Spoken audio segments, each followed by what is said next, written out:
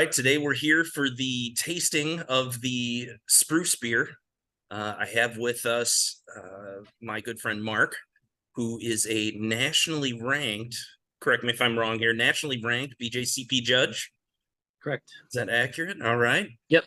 And we're gonna talk through the Spruce beer here. So Mark's gonna rate it based on BJCP standards, basically, but kind of talk through the flavors and what he's picking out of this. And I'll kind of explain the recipe and stuff as we go, so you'll get the full experience of kind of what we've done here. So Mark, if you want to kind of show the pour. Will do. Tell me, what would you enter this as from a BJCP standpoint? That's a good question. Me personally, I'd go into the IPA category, or I'd go into a specialty like a 34C, like an experimental IPA Okay. based on the ingredient. So Gotcha. the Spruce was really interesting to work with. I don't know if you happen to see the other video. The recipe itself, pretty interesting here. Let me pull this up. So let's see, feeling sprucey. 211 IBUs based on the calculator. Somewhere between 8.5 and 9 SRM for color. 6.9% ABV based on what we're working with. We had 12 pounds of Maris Otter, 1.2 pounds of 10 Lovibond Munich malt. I had another 1.2 pounds of American Vienna, and then 0.6 pounds of Caramel 20 Lovibond. And then we hopped with Simcoe and Citra. So we had Simcoe at a 60-minute edition.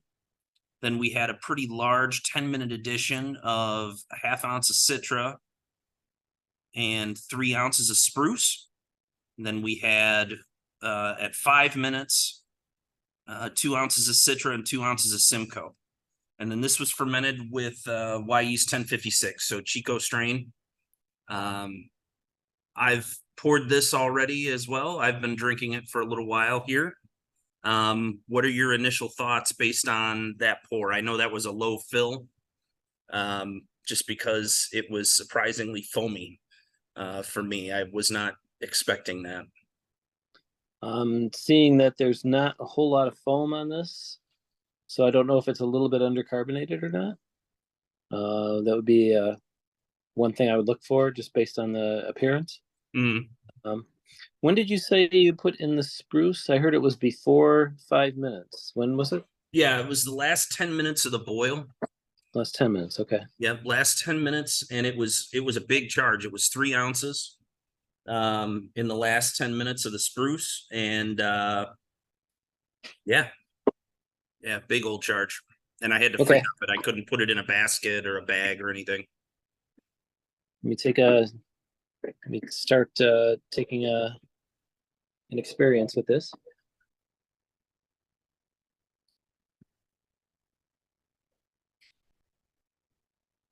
Definitely getting a lot of pine up front.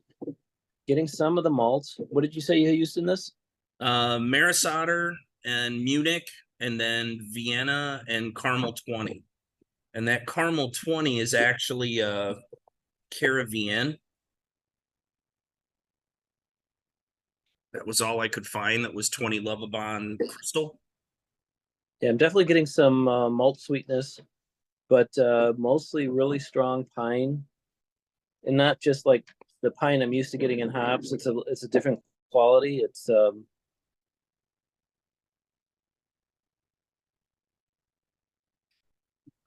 lack of a better term, more sappy. It's got a little more character to it, so probably a more complex pine aroma.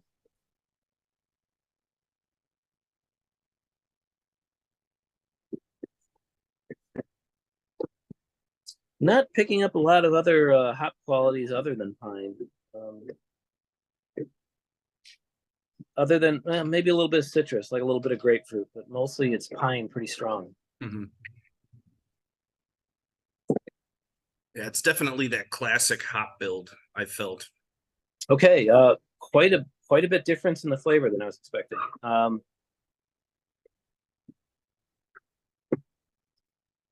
That's very interesting, actually. Yes, I'm getting a lot of pine, but I'm also getting a distinct blueberry note that is very interesting, actually. And I don't know if that's hop derived or is that coming from the spruce, but definitely a blueberry note. Hmm. And I'm not getting that in the aroma. It's more the flavor.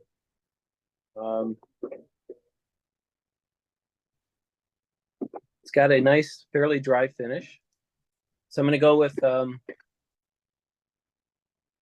probably medium toasty malt, but more dominated by the hops. It's definitely more bitter than being well balanced. It's more on the bitter side. Yeah. But it's bitter with pine. But there's that blueberry note is like about a medium level, and it's fairly noticeable for me, at least. Fairly dry in mouthfeel. I'd say it's medium mouthfeel otherwise. Yeah, I'd say it's fairly bitter. It definitely meets the IPA style guidelines, I would say. What do you think the IBUs were in this? Calculated, it said 211, which seemed Okay. really, really high. But I mean, the Simcoe was, 12% alpha. The Citra was 12% alpha. Decidedly bitter, but not way out of balance. It's just on the bitter side of balance. Yeah. There's enough malt backbone here with the Munich and the Vienna to offset it. And the Maris helps. Maris always helps. What other hops did you use besides Simcoe? Simcoe and Citra. That's it. Interesting.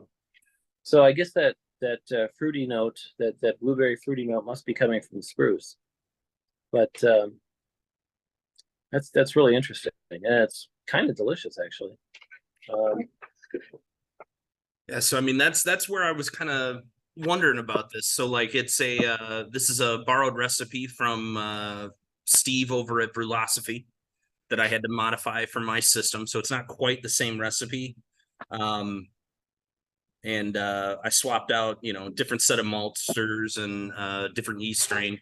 But overall, I mean, solid beer. I was surprised at the lack of hop character for me for an IPA where it's still like pungent. And I'm probably not saying that well, but like there's a strong hop presence, there's a strong hop bitterness to it, but it's not that dry hop character because there is no dry hop, if that makes sense. So like it's just like it reminds me of like a classic early IPA that I used to have when I got into craft beer to start with.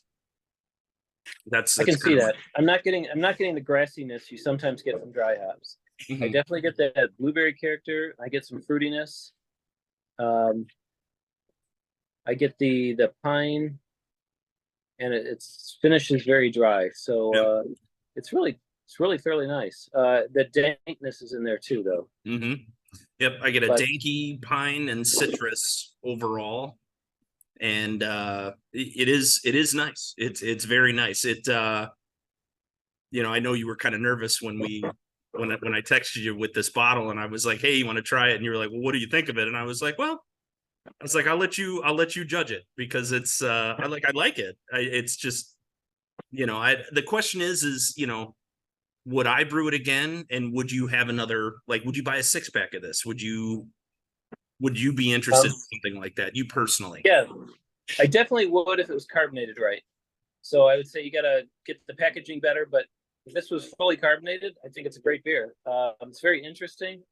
I like that it's not too heavy. I like that you dried it out. I don't know how you did that, but I don't know if you added sugar or if it's the malt in there that it fermented out the whole way. Yeah, but It's got a nice dry finish to it. Yep. Malt's dried out real nice. It's a low mash temp. It's a 149 mash temp. Okay, that Standard helps. 60-minute. Yep. Standard 60-minute. No additional sugar or anything like that. This is a pretty cut and dry brew day. No, thank you for letting me taste this, Ed. This is really pretty nice. I like it. Yeah, I thank you for voicing your expertise on it. It's one of these things where I don't have the vocab to express what people should do with it, and so this is kind of what I want to do is let other people try it, let other people that have the vocab talk through it, and hopefully sell people on trying to brew a spruce beer. So Don't sell yourself short. Okay. all right, cheers to everyone out there. Cheers. Take care. Get some of this from Ed. Yeah.